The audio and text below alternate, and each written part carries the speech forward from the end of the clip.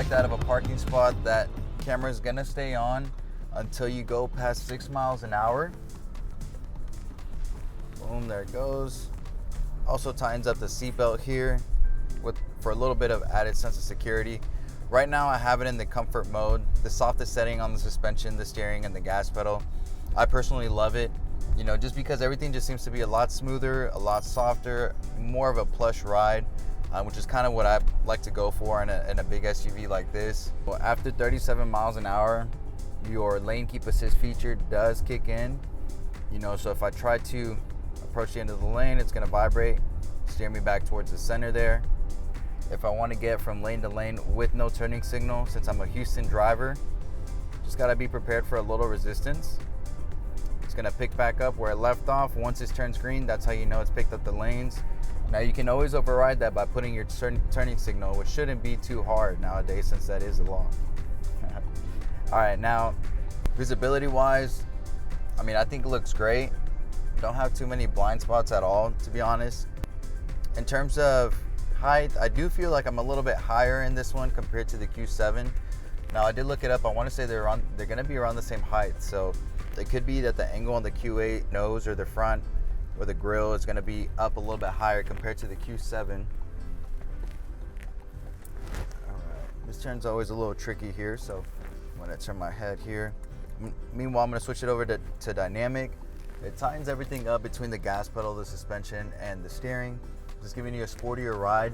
If you need a little bit more torque behind the gas pedal, I recommend this mode, especially here in Houston, you know, whenever you're getting on the highway, or if on a turn like this, you know, everybody's kind of coming in pretty quick.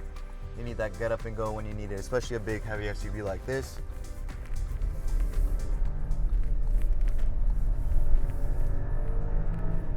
I mean, dude, yeah, gets up and goes. Especially with that Quattro, you know, that all-wheel drive, all that power going to all 4 tires. You're definitely not lacking any speed. You don't feel any turbo lag, what people like to say.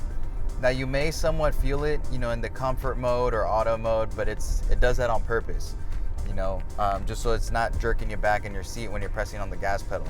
Now, like I said, this one is gonna tighten up the suspension, so it does feel a little bit bumpier. But if you want a little bit of both, let's say if you want kind of customize it a little bit in the visual mode. If you want a softer suspension,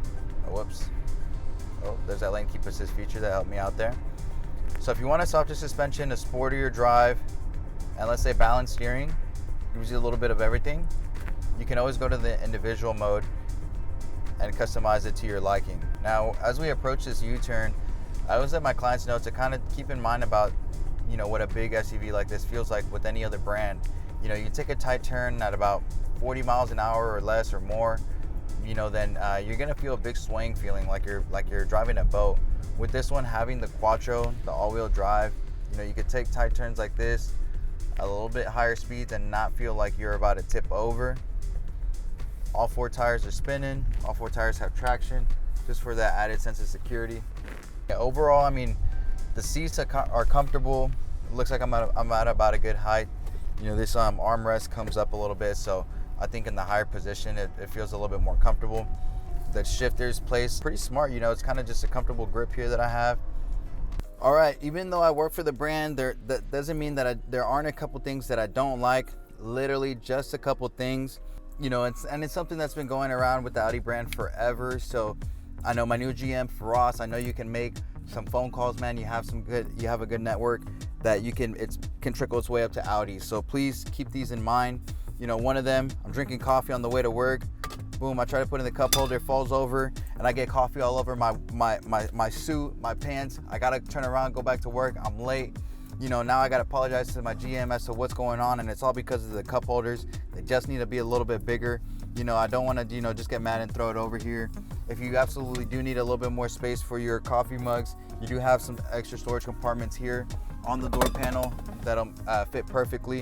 You know, but I don't want to have to reach all the way over there or have to reach down for my coffee cup. I just want it here, you know, because I'm a lazy person and I don't want to put in the extra effort. Another thing that I do not like, not that it's too big of an issue, but you know, Audi's always been docked on for their storage. Now, you know, Exhibit A, you have your wireless phone charger, which is cool. Just put your phone there to charge up. Right next to it though, you do have, if I could just get this to work just a little bit. Now, right next to it, you do have your storage. You know, normally people, you know, love to stuff it with receipts and coins and miscellaneous items as to whatever you find and want to stick it here in your car. You know, if you want, you can put your wallet there. You can put a couple coins, but that's literally it. A lot of the times people think that this is an extra storage compartment. It's not. It's just to kind of fill in this gap whenever you do put your armrest down. I always like to show my clients this little trick. You know, especially with the big SUV like this, you want to make sure you're getting in those tight spots. Turn on the camera. Check if you're in there. You can see how close you're getting to the front there. Park it. I always tell people to keep in mind to lift up that parking brake right here. It's electronic, just because it can get a little tricky pressing that button there. You press the 3D view to check if you're within the lines, and it looks like you are. That summarizes it. Let me go and see if I can see the Audi West there. Perfect. Thank you guys for watching the video. Be sure to tune in on the next one. We have something fun and exciting. Don't forget to like and subscribe and hit that bell icon somewhere along that border here so you can get notified on the next one. Thank you guys. See you later.